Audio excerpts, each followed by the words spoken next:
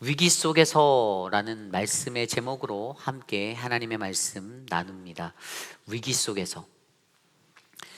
여러분, 우리가 인생을 살며 가끔은 매우 위태로운 상황을 맞이할 때가 있습니다. 이 위기라는 것이요, 우리가 그냥 피해서 편하고 평안한 그러한 모습으로 살면 참 좋은 인생이 될 텐데, 꼭 우리의 삶에는요, 그 각 사람마다의 경우의 수는 다 다르지만 크고 작은 이 위기들이 반드시 찾아오게 되어져 있습니다. 어떤 이들은 삶 속에서 자신의 삶의 문제로 위기를 맞이하게 되고요, 또 다른 어떤 이들은 인간들, 다른 이들과의 관계 속에서의 문제로 위기를 맞을 때도 있고요, 비즈니스를 경영하시는 분들은 운영하는 비즈니스 안에서도 위기를 맞이할 때가 있습니다. 이처럼 우리 인생에는 크고 작은 위기가 반드시 꼭 찾아옵니다. 오늘 우리가 묵상하고 있는 이 열왕기상 20장의 말씀, 이 말씀 속에서도 보이는 북이스라엘은요, 오늘 그러한 위기에 놓이게 되었습니다. 그리고 오늘 말씀은 이렇게 시작합니다. 1절 말씀입니다. 아람의 베나닷 왕이 그의 군대를 다 모으니 왕 32명이 그와 함께 있고 또 말과 병거들이 있더라. 이에 올라가서 사마리아를 애워싸고 그곳을 치며. 아멘. 여러분, 오늘 말씀에 나오는 이 아람의 베나닷 왕, 여러분, 오늘 이 말씀 속에 아람이라는 곳은 오늘날의 시리아 땅을 말합니다. 시리아. 그리고 그의 아버지는 정확히 말하면 베나닷 1세예요. 베나닷 1세. 그리고 오늘 말씀에 나오는 이 사람이 베나닷 2세입니다. 베나닷 2세. 그리고요, 이 그들 간의 관계를 서로 좀 자세히 살펴보면요, 이 북이스라엘과 아람이라는 나라 사이에서는요, 일찌감치 그 아람이라는 나라가 베나닷 1세를 통하여 지중해 무역의 거점, 그 무역로를 확보하기 위해서 이미 오늘 말씀의 아합 왕의 아버지였던 오므리 왕과도 수차례 전쟁을 치렀던 나라입니다. 그래서 이스라엘에 있는 국경에, 북쪽에 있는 그 국경 지대들을 많이 빼앗아간 나라가 바로 이 아람이라는 곳이었어요. 그렇게 결국에 이 아람과 이 북이스라엘 사이에서는요, 그들에게 조약이 맺어져 있었는데 좀 불평등한 조약, 다시 말해서 겉으로는 동맹처럼 보이지만 종주국으로서의 아람의 나라가 있고요, 또 거기에서 딸린 속국으로서의 북이스라엘의 위치로서의 그런 관계들이 이미 이전에 그들에게는 형성되어져 있었다라는 것입니다. 그래서 여러분, 오늘 말씀에 등장하는 그의 아들 베나닷 2세, 그가 오늘 북이스라엘을 침략하여 사마리아 성을 그 주변을 애워싸고 포위하게 됐다라는 이 갑작스러운 현실은요, 사실 오늘 이스라엘 나라 입장에서는 갑자기 불어닥친 그러한 위기의 이야기가 되는 거예요. 그러한 이 위기의 상황이 오늘 북이스라엘을 덮습니다. 오늘 저와 여러분, 우리는요, 이러한 북이스라엘이 맞이한 이 위기의 상황 속에서도 북이스라엘과 아람의 모습을 통하여서 하나님이 이러한 위기의 상황 속에서 그들에게 무엇을 말씀하시기를 원하시는지, 또 그러한 위기 상황 가운데 놓여지게 될 우리들의 모습 속에서 우리들은 어떻게 대처해야 하고 어떻게 이 위기를 받아들이며 어떠한 하나님의 음성을 들어야 하는지를 말씀을 통하여 함께 살펴보려 합니다. 오늘 첫 번째로, 위기 속에서 우리는 드러나는 인간의 죄성을 바라보아야 합니다. 위기 속에서 우리는 드러나는 인간의 죄성을 바라보아야 합니다. 여러분, 누군가의 진짜 모습을 알기 원한다라면 함께 여행을 해보라라는 말이 있습니다. 그죠? 누군가와 함께 여행을 해보면요, 평소에 우리가 알고 있던 잘 꾸며진 정돈된 모습보다는 민낯의 일상들, 그 얼굴들을 우리는 바라볼 수가 있기 때문이죠. 그 꾸밈 없는 모습을 통하여 우리는 그 사람의 진정성 있는 진면목을 발견하게 될 수 있다는 것입니다.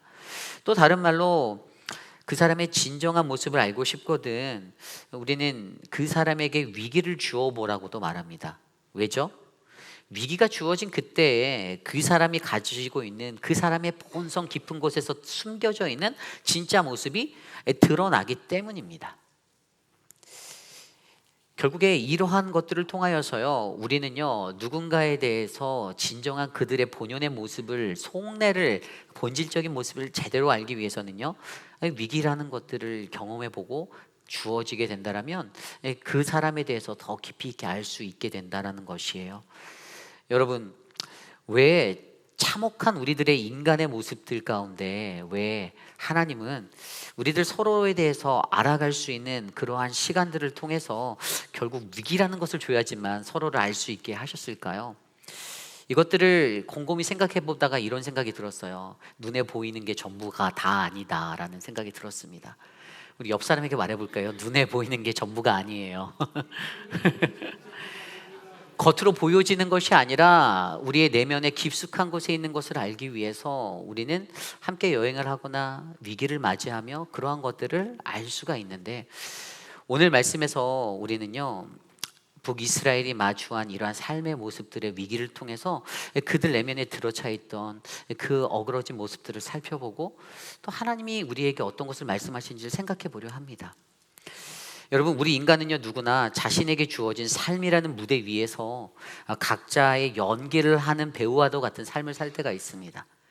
남에게 보여주는 시선과 남들의 그것들이 내 눈에 너무나도 걸리기 때문에 나는 남들에게 늘 좋은 모습으로, 좋은 이미지로 비춰줘야 하고 또 그렇게 메이킹 되어야 하는, 이미지 메이킹을 해야 한다라는 그 압박감으로 그렇게 살아가려 합니다. 그래서 간혹가다 저는요, 어떤 분들은요 씻지도 않은 분들을 교회에 안 나오시려고 하는 분들을 볼 때가 있어요. 늘 화려하게 옷을 입어야 하고 잘 정돈된, 물론 하나님이 그러한 예배를 받으시지만 사실 그러한 상황과 환경이 안 되는 분들도 하나님께 나와 거침없이 예배할 수 있음을 기억하셔야만 합니다. 하나님은 우리의 외모를 보지 않으세요. 무엇을 보시죠? 저와 여러분의 중심을 보십니다. 내가 하나님 앞에 어떠한 모습으로 살고 있는가. 그래서요 여러분들, 우리 인간이 가지고 있는 그러한 모습들 속에서 사실 이 위기를 맞이했을 때 우리는 과감하게 하나님 앞에 나아가 이 위기의 상황 속에서 나의 민낯을 드러내며 내 안에서 드러나는 죄악된 죄성들을 바라보는 그 훈련이 필요합니다. 그래서 오늘 말씀 속에서는요, 이 아람의 왕이라고 불리는 베나닷 왕이 북이스라엘을 침략하면서 그가 가지고 있는 이 두 가지의 죄성의 모습을 말씀을 통해 우리에게 보여주고 있는데요, 여러분, 그 첫 번째 죄성의 모습은요, 자신의 이익을 위해 군림하는 자기 이기성이 있다라는 것입니다. 자신의 이익을 위해 군림하는 자기 이익성. 좀 전에 읽었던 1절 말씀에 보면요, 아람의 베나닷 왕이 그의 군대를 다 모으니 32명이 그와 함께 있다라고 합니다. 그러니까 그 5대 근동의 지방의 그 팔레스틴 그 지방의 사람들은요 대부분 나라를 이루고 살았지만 사실 소수의 작은 소국가와도 같은 부족 국가의 형태를 띠고 있었습니다. 오늘 아람왕이 콜링한 그 나라들이 33개 나라들이 연합하여서 북이스라엘에 쳐들어왔어요. 그리고 그 숫자는 무려 13만 명에 이르렀습니다.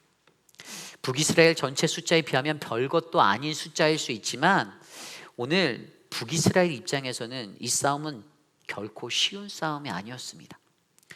거기에다가 이미 북이스라엘은 앞서 설명드렸듯이 베나닷 1세에 의해서 조공을 바쳐야 하는 속국이 되어져 있었기 때문에 이것이 더 어려운 문제였어요. 그런데 여러분, 우리가 한번 잘 생각해 볼까요?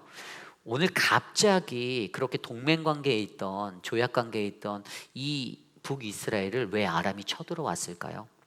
도대체 무엇 때문에 13만 명의 대군을 이끌고 그 사마리아 성을 에워싸고 포위하였을까요?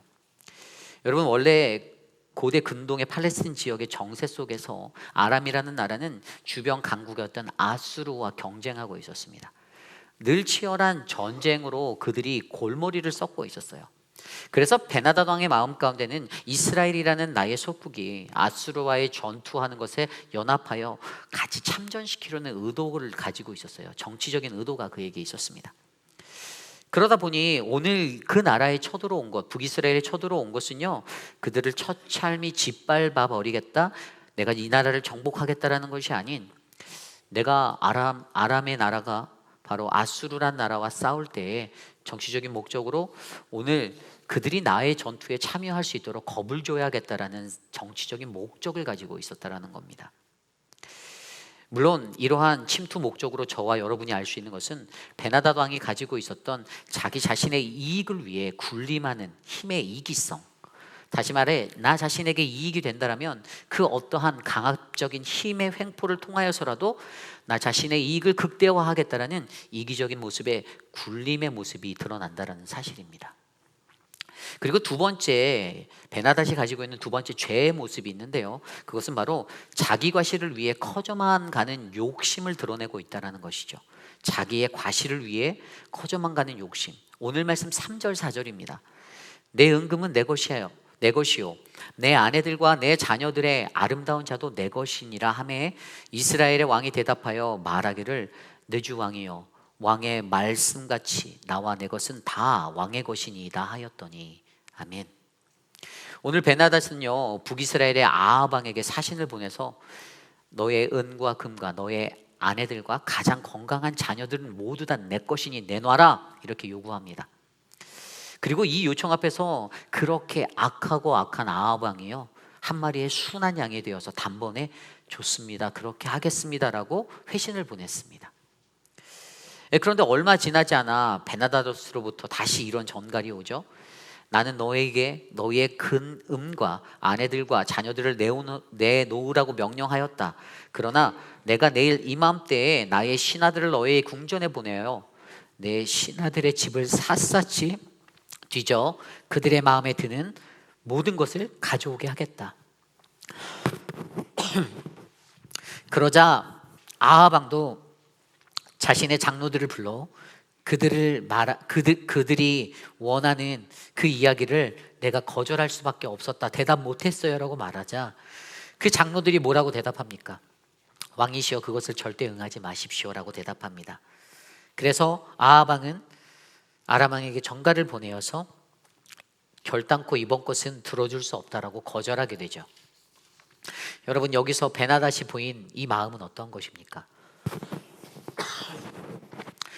북이스라엘을 우습게 여긴, 그래서 너무나도 쉽게 욕심을 내고 변덕을 부리는, 자기 과실을 위해서 커져만 가는 욕심의 모습을 드러내고 있습니다. 그가 주군의 나라로서의 강함을 나타내기를 원했고 자신에게 속국으로 처해 있던 북이스라엘이 그것에 순종하기를 원했는데 그것에 대해서 확인하고 싶어서 더욱더 강해지는 그러한 요청으로 그 나라를 눌렀던 것입니다.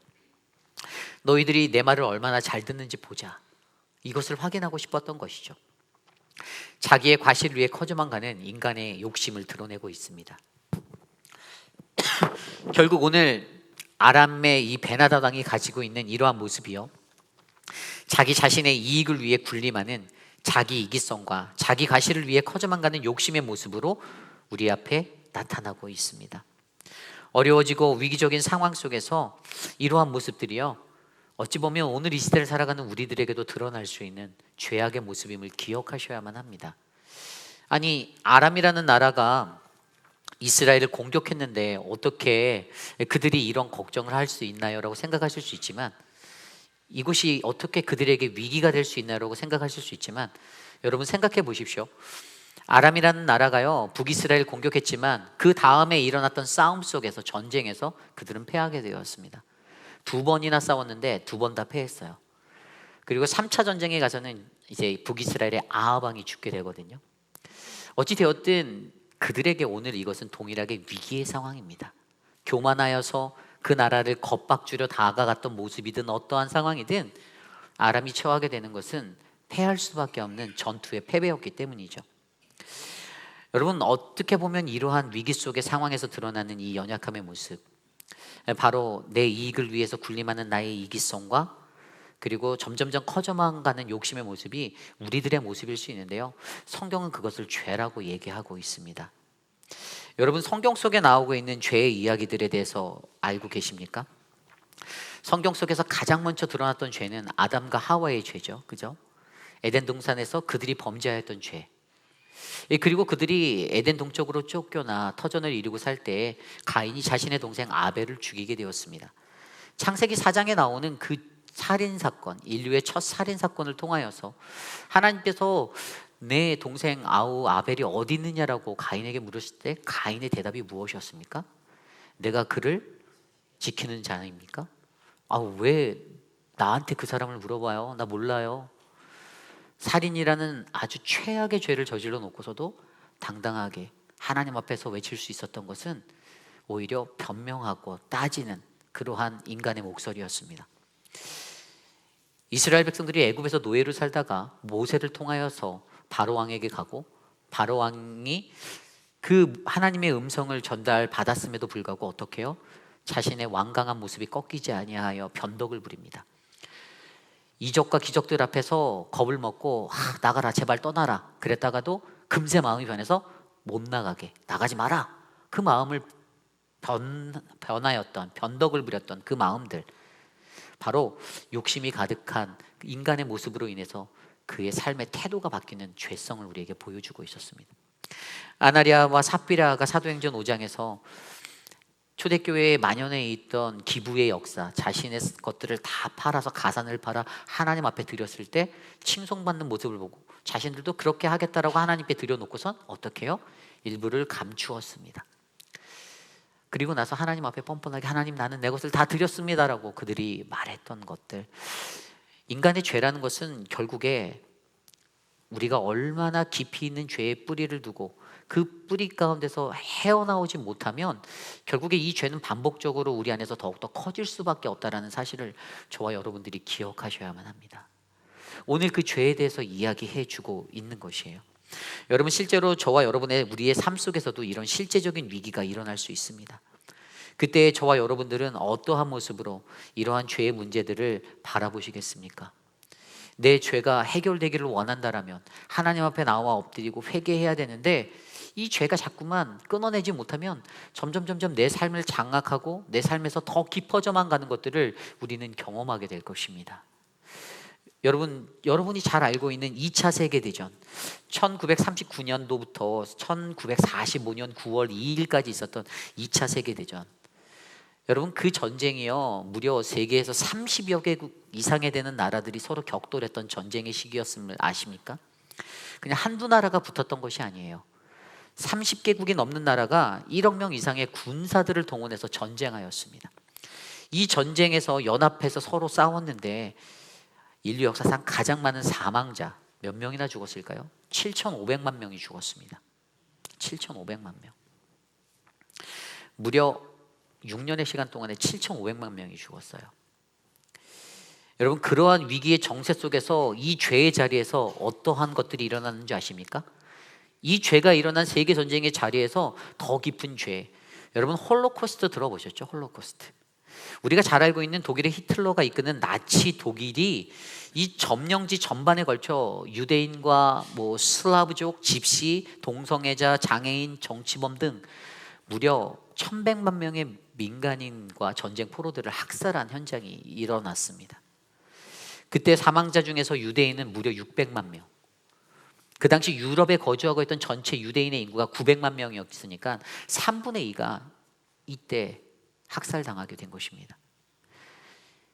2차 세계대전이라는 죄의 참혹한 자리에서 가장 위기스러운 때에 아무렇지 않게 더 깊고 더 뿌리 깊은 악의 모습이 홀로코스트의 것들로 일어나게 되었던 것입니다. 여러분, 그때의 홀로코스트, 바로 우리 인간이 위기 속에서 우리가 가지는 그 죄의 모습들을 온전하게 바라보지 못하고 회개하지 못한다라면 홀로코스트라는 죄의 잔상이 우리 안에 퍼져나가게 되는 것임을 기억하시길 바랍니다. 우리의 삶에 이러한 죄의 자목함이 저는 드러나지 않기를 간절히 소망합니다.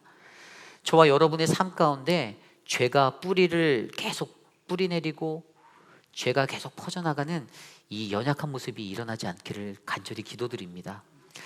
그러게 여러분, 그때 가장 먼저 이 위기의 순간에 우리는 우리 스스로 더 깊어져서 우리를 장악하고 있는 이 죄의 모습들을 바라보시고 애통해하시고 아파하시며 하나님께 회개하시고, 하나님, 나를 긍휼히 여겨 주십시오, 나를 회복하여 주십시오 간구하는 우리 모두가 되시기를 간절히 소망합니다. 이것이 오늘 말씀의 첫 번째, 위기 속에서 우리는 드러나는 인간의 죄성을 바라보아야 합니다입니다. 오늘 두 번째로, 위기 속에서 우리는 우리가 가진 어두운 눈과 마음을 바라보아야 합니다. 우리는 우리가 가진 어두운 눈과 마음을 바라보아야 합니다. 오늘 말씀 7절입니다. 이에 이스라엘 왕이 나라의 장로를 다 불러 이르되 너희는 이 사람이 악을 도모하고 있는 줄을 자세히 알라. 그가 내 아들과 내 자녀들과 내 은금을 빼앗으려고 사람을 내게 보냈으나 내가 거절하지 못하였노라. 아멘. 여러분, 아합 왕을 통해 드러나는 그가 가진 어두운 눈과 마음을 우리는 바라볼 수가 있습니다. 좀 전에 읽었던 7절 말씀에서 보면요, 이스라엘 왕이 나라의 장로들을 불러놓고 아합 왕이 뭐라고 선포합니까?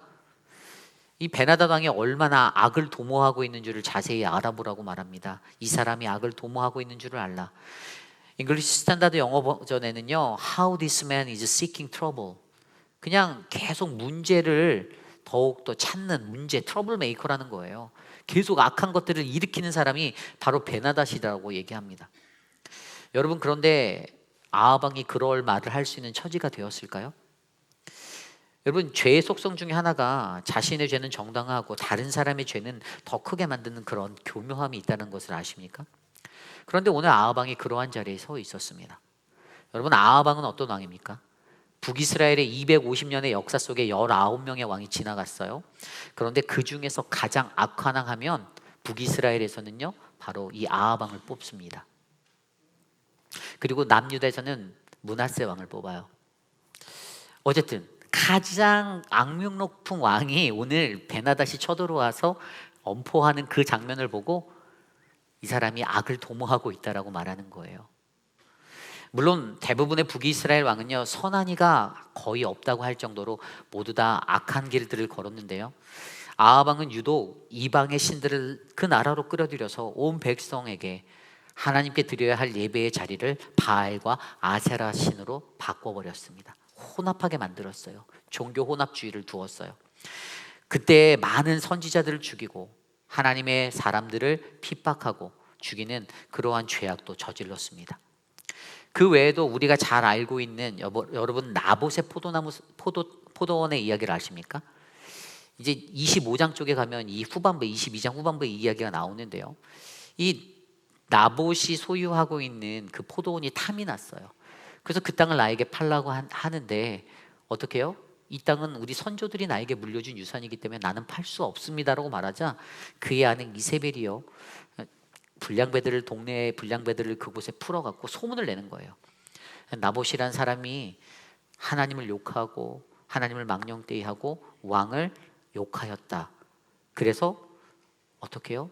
마을 사람들이 나봇을 돌로 쳐 죽이게 만듭니다. 그래서 어떻게 됐을까요? 바로 그 포도원을 자기가 그대로 취하였습니다. 이러한 악한 사람이었어요. 얼마나 악한 사람입니까? 이처럼 북이스라엘의 가장 악한 자가 겨우 자기 자신을 잠깐 찾아와서 포위하고 억누르는 그러한 아람의 베나닷을 보면서 악을 도모하는 자라고 말하는 것이 너무나도 상식을 벗어난 이야기라는 것이죠. 결국 아합은 자기 자신의 죄는 보지 못하면서 다른 이들의 죄는 더 크게 보는 영적 무지를 가진 사람이었습니다. 그리고요, 게다가 베나닷이 가지고 있는 것 중에 또 다른 하나가 또 어떤 모습인 줄 아십니까? 그것은 자신의 마음과 감정에 따라 태도가 쉽게 변하는 그러한 모습을 갖고 있었다는 거예요. 앞서 4절의 말씀에서 그가 어떻게 합니까? 너의 것들은 다 내 것이다 했더니 맞습니다, 주군이시오, 맞아요 했던 사람이 조금 더 강력해진 것들이 요구되어지니까 뭐라고 합니까? 장로들의 조언을 듣고 나서 이것은 내가 할 수 없다라고 9절에 말합니다. 그리고 나서 11절에는 더 강력한 태도로 나오는데 뭐라고 하는지 볼까요? 11절입니다. 이스라엘 왕이 대답하여 이르되 갑옷 입은 자가 갑옷 벗은 자 같이 자랑하지 못할 것이라 하라 하니라. 무슨 말입니까? 갑옷을 입는다라는 것은 싸우기 전의 상태를 말하죠. 갑옷을 벗는다라는 것은 싸운 후의 모습입니다. 결국 베나닷을 향하여서 아직 싸워보지도 않았는데 네가 어떻게 알아? 한번 붙어보자. 함부로 장담하지 마. 길고 짧은 건 대봐야 안다라고 선포하는 것입니다. 너무나도 급격하게 그의 태도가 변하는 모습을 바라보며 그의 마음속에 어두워진 눈과 마음이 얼마나 큰지를 바라보게 합니다. 아합 왕은 이러한 위기의 시간 속에서 자신의 이러한 모습을 깨달았어야만 했습니다. 그런데 그가 이것들을 깨닫지 못했어요. 조금 더 지혜를 내고 지혜롭게 행동하여서 이 위기를 벗어날 수 있었다라면 좋았을 텐데 그는 여전히 자신이 가지고 있는 어두운 눈과 어두운 마음으로 판단하며 행하고 있었습니다. 물론 후에 하나님께서 도우셔서 아람과의 전쟁에서 승리하게 하셨지만 여전히 그는 자기 자신을 덮고 있는 이 어두운 눈과 마음의 회복을 이루어내지 못하고 결국에 아람과의 세 번째 전쟁을 통하여서 길라 라못을 탈환하는 과정에서 아람의 아주 한 병사가 우연히 쏜 그 활에 맞아 죽게 됩니다. 100만 분의 1의 그 퍼센트의 그 갑옷의 작은 틈새로 그 화살이 명중하여서 과다출혈로 죽게 돼요. 그렇습니다. 여러분, 우리가 어두운 눈과 마음을 가지고 있다면 우리도 이러한 어두운 죄악의 현실을 걸을 수밖에 없습니다. 여러분, 성경에 보면요, 성경 속에 이 어두운 마음, 어두운 것에 대한 이 영적 무지에 대한 것들을 이야기하는 이야기들이 있어요. 고대 근동의 사람들이요, 전쟁을 치를 때 그 전쟁은 나라와 나라의 전쟁이 아니었습니다. 신들의 전쟁이었어요. 자신들이 믿고 자신들이 따르는, 숭배하는 그 신들이 서로 싸운다라고 그 사람들은 생각하였습니다. 그래서 북이스라엘에 어떤 일들이 있었습니까? 조금 전에 갈멜산에서 850명의 바알 선지자와 아세라 선지자, 그리고 엘리야가 격돌하였잖아요. 그래서 하나님이 참된 신임을 그들 앞에서 증명해 보였어요. 그런데 아합 왕은 그것도 깨닫지 못하고 여전히 그는 어두운 눈과 어두운 마음으로 살고 있다는 것입니다. 아무리 기적을 보아도 깨닫지 못하는 거예요. 여러분, 성경에서는 이러한 시대를 뭐라고 말하죠? 이 열왕기상에서 계속돼서 말하는 이것이 말씀이 사라진 시대라고 말하잖아요. 그들이 겪었던 기근의 시간, 3년 6개월의 기근의 시간, 그 시간이 그냥 물질적인 물이 없어서 일어나는 일들인가요? 하나님은 분명히 그것이 그들 안에 하나님의 말씀이 없어서, 그들의 입술에 말씀이 없어서 하나님의 말씀이 희박해진 시대라고 얘기합니다. 여러분, 사무엘상 3장 1절에 보면요, 말씀이 희귀하여 이상이 흔히 보이지 않았더라라고 그 시대를 이야기하고 있어요. 여러분, 이 성경 전체를 보면요, 구약부터 신약에 이르기까지 어떠한 이야기가 흘러갑니까? 여러분, 사사기는요, 왕들이 일어나기 전의 시대예요. 사사기에서는 12명의 사사를 하나님께서 보내셔서 왕이 없는 그들에게 하나님의 인도하심의 방식을 알려줬고 그들의 길을 이끌어 주셨던 사건입니다. 12명의 사사를 통하여서 400여 년의 시간을 통해서 그러한 일들이 일어났어요. 그런데 사사의 시기가 지나고 어떻게 됩니까? 백성들이 요구합니다. 왕을 세워주십시오.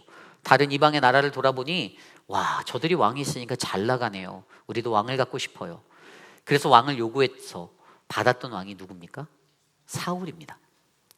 그리고 그 사울 왕이 하나님 앞에 이스라엘의 첫 번째 왕으로 기름 부음을 받게 되고 세워지게 되었는데, 여러분, 사무엘 왕의 시대 때부터 계속해서 왕정의 시대가 가는 오늘 이 시대까지 어떤 일들이 벌어졌습니까? 사울이 세워지고 다윗이 세워지고 솔로몬이 세워지고, 그러다가 보니까 솔로몬이 죽고 나서 나라가 두 개로 분열되는데 남유다는 르호보암 왕으로, 북이스라엘은 여로보암 왕으로 세워져서 오늘 북이스라엘의 7번째 왕 아합 왕에게 이르기까지 계속해서 죄악의 길을 걷고 있는데, 성경 말씀이 이것을 통해서 뭐라고 말합니까? 하나님의 말씀이 희귀해져가는, 말씀이 사라진 시대로 그 수를 놓고 있습니다. 그리고 이 왕정 국가의 시대가 다 끝나고 그들이 포로로 다 끌려가고 바수르와 아시리아에서 포로로 끌려가고 멸망하게 된 이후에, 포로기의 삶 이후에 어떤 시기가 오죠? 하나님의 말씀이 전혀 들리지 않는 암흑기, 신구약 중간사라고 말하는 400년의 시간이 또 찾아옵니다. 예수 그리스도가 오기 전까지 아무 말씀이 들리지 않는 캄캄한 시대, 암흑의 시대, 어두운 시대. 여러분, 우리가 이 영적 무지함에 놓이게 될 때요, 우리도 하나님의 말씀이 들리지 않는 그 시대를 걸어갈 수밖에 없습니다. 그때 우리가 어떻게 해야 합니까? 우리는 하나님의 말씀을 듣게 되는 영적 민감함을 가지고 주의 말씀에 귀 기울여야 합니다. 그 말씀을 찾으셔야만 합니다. 여러분, 하나님의 말씀을 듣고 찾는 것, 이것이 정말로 중요하다라는 사실을 기억하시기 바랍니다. 우리가 잘 아는 사무엘상 3장의 이야기를 보면 하나님이 어린 사무엘을 부르시는 이야기가 나오죠. 사무엘아, 사무엘아. 그런데 그와 함께 있었던 선지자, 엘리 선지자, 근데 그의 눈이 어두워졌다라고 사무엘상 3장에 기록하고 있어요. 사무엘상 3장 2절에 보면 엘리의 눈이 점점 어두워져 가서 잘 보이지 못하는 그때에 그가 자기 처소에 누워있더라라고 기록하고 있습니다. 100세에 가까운 나이에요. 눈이 침침해졌을 것입니다. 귀도 멀어졌을 거예요. 잘 안 들렸을 거예요. 그런데 이것이 그냥 우리의 육체적인 흐려짐, 우리의 눈이 희미해지고 귀가 잘 안 들리는 그 이야기를 말하는 것일까요? 아니에요. 그렇지 않습니다. 여러분, 여기에서 말하고 있는 이 히브리어 눈이라는 단어, 아인이라는 단어는요, 이것은 보는 것, 이해하여 복종하는 것을 의미합니다. 결국에 엘리 선지자의 눈이라는 그 아인은요, 그가 육체적으로 가졌던 것에 실력의 낮아짐을 말하는 것이 아니라 그것과 더불어 하나님의 것을 들을 수 있는, 하나님의 말씀을 듣는 영적인 무감각의 자리에 이뤘다라는 것을 설명해 주고 있는 거예요. 그가 영적인 감각을 잃었습니다. 하나님과 친밀해야 하고 하나님과 날마다 같이 해서 영적으로 민감해서 그분이 오늘 나에게 무엇을 말씀하시는지를 알아야 하는데, 그에게는 그 민감함이 떨어졌던 것입니다. 그래서 그때 하나님의 음성을 듣지 못했어요. 그래서 자기를 찾아온 사무엘에게, 야, 밤이 늦었다, 너 안 불렀는데 어서 가서 잠이나 자라. 2번이나 그랬죠. 그리고 3번째에는 그냥 감으로 때려 맞췄어요. 이거 하나님이 부르는 게 아닌가? 그래서 야, 너 혹시 만약에 한번 또 들리면은 그때는 하나님한테 한번 대답을 해요. 이렇게 말했던 거예요. 영적 무감각에 쌓여서 그 민감함을 잃어버렸던 인생. 여러분, 저는 저와 여러분들의 인생이 우리들에게 찾아오는 위기의 시간이 있다라면 그때를 모면하려는 나의 지혜, 어두워진 나의 눈과 마음을 밝히는 하나님의 영적 민감함을 회복하시기를 바랍니다.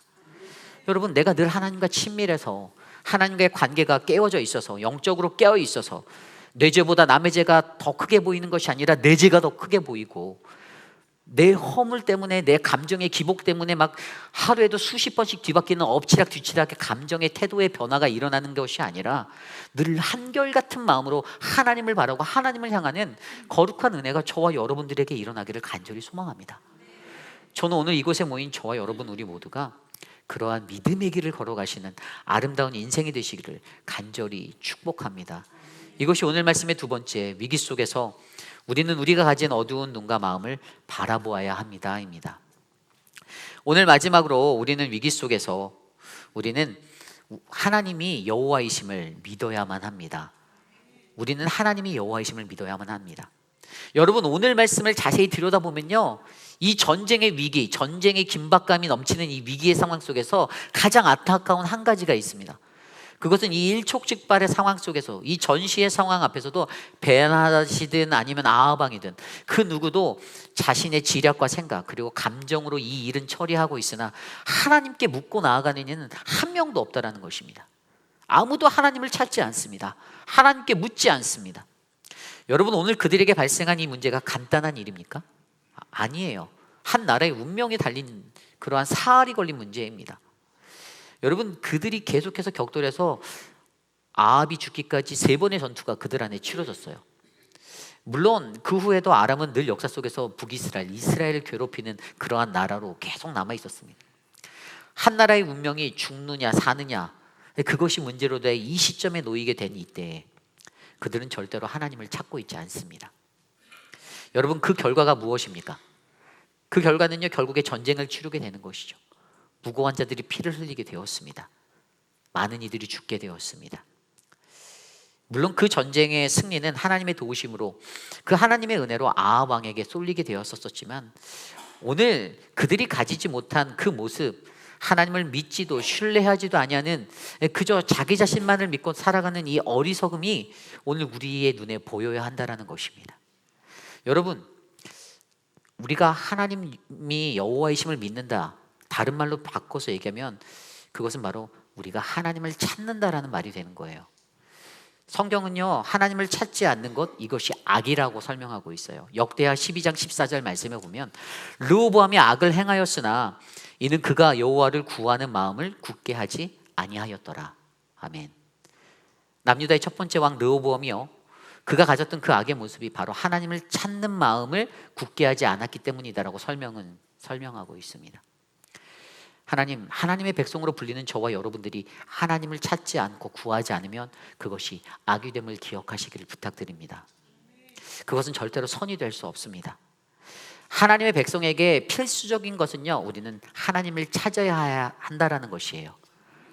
하나님을 찾는 것, 하나님을 경외하는 것, 하나님께 예배하는 것, 이것이 바로 우리의 본분이고 우리의 책임이고 우리의 사명임을 기억하셔야만 합니다. 아니, 하나님을 알지 못하는 세상의 수많은 사람들은요, 하나님을 알지 못하기 때문에 그저 힘의 논리 속에서, 그냥 관계 속에서 인맥을 찾고 내 실력을 쌓아서 좋은 대학에 가고 좋은 회사에 들어가서 내 실력을 쌓아서 부와 명예를 갖춤으로써 내가 이것들을 믿고 살아간다라고 외칩니다. 당연히 그들의 삶에는 하나님이라는 전지전능하신 그 주권자적인 역사는 일어나지 않아요. 왜냐하면 그들이 하나님을 믿지 않기 때문입니다. 그냥 세상의 기로에서 자신이 열심히 노력한 것으로 그 승부를 보는 것들만 일어날 뿐이에요. 그러나 하나님을 믿는 믿음의 백성들, 저와 여러분은 어떻습니까? 우리는 우리 안에서 세상을 만드시고 인도하시는 하나님의 주권적인 역사를 너무나도 잘 알고 있습니다. 그래서 우리는 우리의 삶 속에서 날마다 하나님께 구하고 또 묻고 또 묻고, 하나님, 내가 이렇게 살아가야 할까요? 하나님, 내가 이렇게 가는 게 맞습니까? 라는 그 믿음의 삶을 우리가 보여야 한다는 것입니다. 그런데 너무나도 안타까운 것은 수많은 그리스도인 중에서도 하나님을 내가 잘 알고 내가 하나님을 잘 믿고 있다라고 자부하는 분들이, 교만한 분들이 있다라는 거예요. 때로는 그런 분들을 뵐 때가 있어요. 하나님께서 당신을 왜 이렇게 역사하십니다, 이것은 축복이에요 라고 말하면, 아니요, 나는 지금도 열심히 잘하고 있고 나는 하나님 앞에서 더 잘하고 살 수 있어요, 나는 지금 만족합니다, 나는 꽤 괜찮은 크리스찬이에요 라고 말하는 사람들이 있다는 거예요. 자기 스스로가 자기 자신의 삶의 주인이 되어 하나님께 묻지도 않고 교만한 마음으로 자기의 길을 걸어가고 있는 그 연약한 모습이 어찌 보면 저와 여러분, 우리의 모습이 될 수도 있습니다. 여러분, 오늘 북이스라엘이 또 암몬이라는 이 나라가 종국에는 멸망에 치달을 수밖에 없었던 그 이유는 딱 한 가지입니다. 그들은 하나님을 찾지도 하나님을 믿지도 않았습니다. 그들은 하나님이 여호와이심을 믿지 않았어요. 여러분, 새가족 교육을 하다 보면요, 새가족분들에게 구원에 대한 확신에 대한 강의를 할 때마다 당신은 구원받으실 줄 믿으십니까? 라고 묻습니다.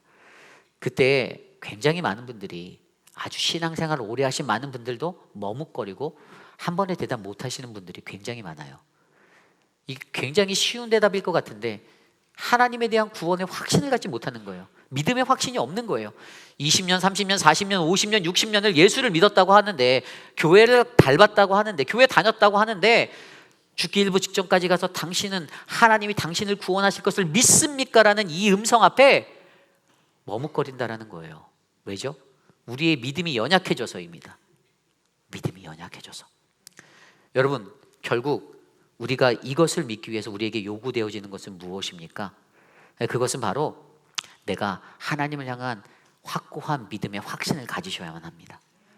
히브리서 11장 6절 말씀에 믿음이 없이는 하나님을 기쁘시게 하지 못하나니 하나님께 나아가는 자 반드시 그가 계신 것과 또한 그가 자기를 찾는 자들에게 상 주시는 이심을 믿어야 할지니라. 아멘.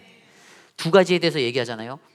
이 구절을 통해서 믿음의 사람들이 가져야 하는 두 가지 모습, 반드시 그가 계신 것을 믿는 것, 그리고 또 다른 하나는 하나님이 그러한 자들에게 상을 주시는 분이시라는 것을 믿는 것이라고 강조했어요. 여러분, 믿으셔야 합니다. 이것을 믿으셔야만 해요. 저는 오늘 저와 여러분, 우리의 삶에 하나님을 믿는 믿음의 백성이라면 우리가 간절히 하나님을 찾고 믿음의 확신을 가지고 나아가는 그 은혜의 삶이 우리 안에 일어나기를 간절히 선포합니다. 그렇습니다. 우리가 믿어야 하는 것은 바로 세상의 힘과 권세, 세상이 주는 유익의 것들이 아니라 바로 오직 여호와 하나님, 그분이심을 믿으시기 바랍니다. 저는 오늘 이곳에 모인 저와 여러분, 우리 모두가 그러한 온전한 믿음을 가지고 세상을 아름답게 감당하며 살아가는 아름다운 믿음의 인생 되시기를 간절히 소망합니다. 여러분, 이 믿음이라는 것을 생각할 때, 하나님을 찾는 것, 찾지 않는 이 믿음에 관한 생각할 때 저는 한 사람이 생각났어요. 그게 바로 삼손입니다. 사사기 13장에 나오는 삼손의 이야기. 그가요, 어떤 사람이었죠? 나실인이에요. 여러분, 나실인은요, 하나님이 특별히 쓰시기 위해서 구별한 사람입니다.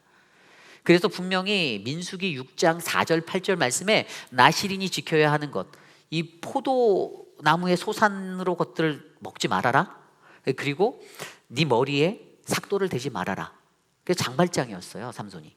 그리고 어떤 거예요? 부정한 것들 만지지 말고 접하지 말라. 이 세 가지 룰이 있었어요. 하나님께 구별된 자로 그의 어머니 마노아의 아내라고 명칭되어진 그 이름은 안 나타난, 그가 서원하여서 낳은 자식 나실인 삼손이 있었는데 일평생 하나님의 백성 살면서 하나님을 찾지 않았습니다. 그는 자기를 의지했어요. 나 자신의 힘을 믿고 천방직축으로 세상을 살았던 힘의 용사였습니다. 그런데 그를 사사라고 불러요. 그가 일생에 단 한 번 하나님을 찾습니다. 언제였죠? 죽을 때. 맞아요. 자신의 두 눈이 뽑히고 쇠사슬에 꽁꽁 묶여서 기둥에 묶인 바 되었을 때, 블레셋 사람들이 자신 앞에서 잔치를 하며 자기를 조롱하는 그 순간에 그가 하나님께 간구했던 그 음성, 사사기 16장 28절, 삼손이 여호와께 부르짖어 이르되 주 여호와여 구하옵나니 나를 생각하옵소서. 하나님이여 구하옵나니 이번만 나를 강하게 하사 나의 두 눈을 뺀 블레셋 사람에게 원수를 단번에 갚게 하옵소서. 아멘. 일생에 딱 한 번 나신인으로 태어나서 하나님 찾았습니다. 저는 이곳에 있는 저와 여러분들이요, 하나님을 날마다 찾으시길 원합니다. 죽기 전에 딱 한 번 찾지 마시기를 부탁드립니다. 그러한 삼손의 인생이 되지 않기를 간절히 부탁드립니다. 이러한 것들을 통해서 우리는 하나님이 우리의 하나님 되심을 믿어야만 합니다. 그리고 그때 얻어지는 결과가 무엇입니까? 출애굽기 14장을 통해서 어떻게 해요? 이스라엘 백성들을 출애굽해서 끄집어내는데, 가나안으로 향해 가는데 홍해를 마주하게 되었을 때, 뒤에서 애굽의 군사들이 쫓아올 때 그의 백성들이 모세에게 불평하였어요.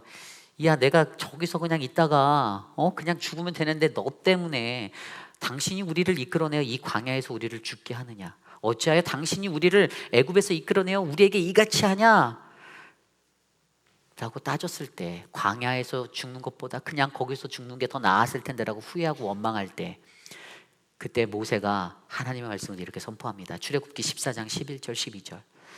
모세가 백성에게 이르되 너희는 두려워하지 말고 가만히 있어서 여호와께서 오늘 너희를 위하여 행하시는 구원을 바라보라. 너희가 오늘 본 애굽 사람을 영원히 다시 보지 아니하리라. 여호와께서 너희를 위하여 싸우시리니 너희는 가만히 있을지어다. 아멘. 너희는 가만히 있어라. 여호와 하나님이 우리 하나님이심을 믿으십니까? 그렇다면 우리는 그 믿음의 확신 아래서 가만히 계시면 됩니다. 여기에 가만히 히브리어 히리시라는 단어, 깊이 생각하다, 침묵하다, 되새기다, 이 말은 하나님을 기억하는 것, 하나님의 능력을 기억하는 것입니다. 내 안에 믿음의 확신이 있다라면 그 하나님을 믿으십시오. 그리고 가만히 바라보십시오. 하나님이 우리의 삶 가운데 어떻게 역사하시는지. 저는 오늘 이곳에 모인 저와 여러분, 우리 모두가 바로 하나님이 우리의 여호와심을 믿어 이 믿음의 경주를 승리하는 아름다운 믿음의 자 되시기를 간절히 축복합니다. 이제 말씀을 정리합니다. 우리는 우리의 인생을 살며 늘 위기의 순간을 맞이하게 됩니다. 그때 저와 여러분, 우리가 할 수 있는 것은 무엇일까요?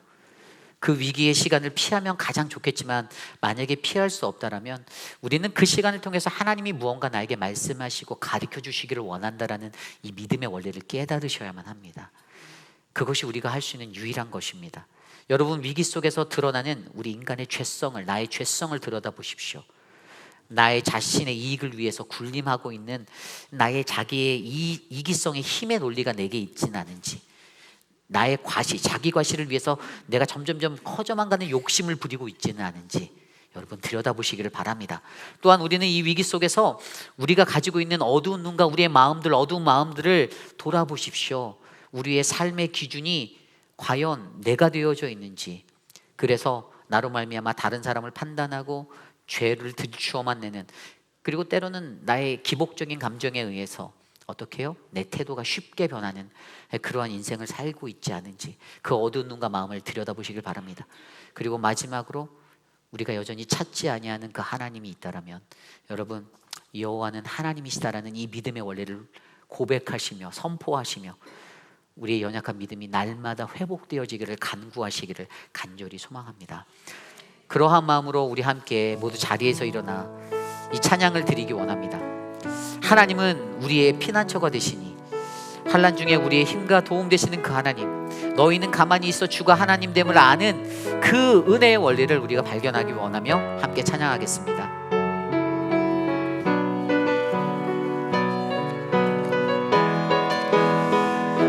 함께 찬양합니다.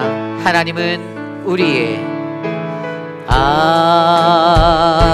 하나님은 우리의 피난처가 되시며 환난 중에 우리의 힘과 도움이시라. 다시 한번, 하나님은 하나님은 피난처가 되시며 피난처가 되시며 환난 중에 우리의 힘과 도움이시라. 너희는 가만히 있어, 너희는 가만히 있어 주가 하나님 되마지어다.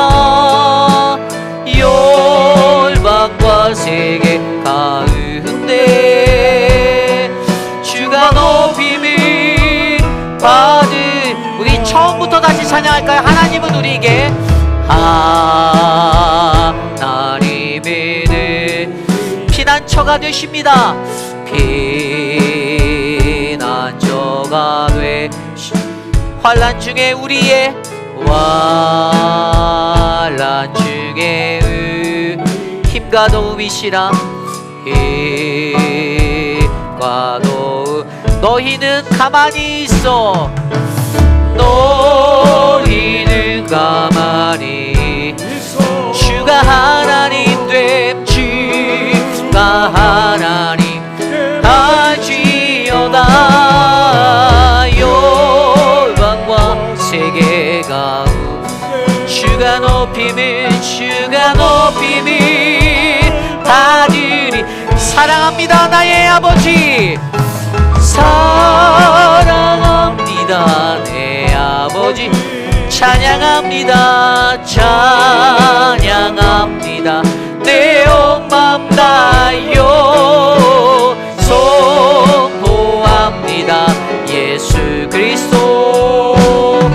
주님 오심을 기다. 너희는 가만히 있어, 너희는 가만히 있어 주가 하나님 됨, 주가 하나님 되마지어다. 열방과 세계 가운데 주가 높임을. 우리 마지막으로 사랑합니다 나의 아버지, 사랑합니다 내 아버지. 찬양합니다, 찬양합니다 내 온 맘 다하여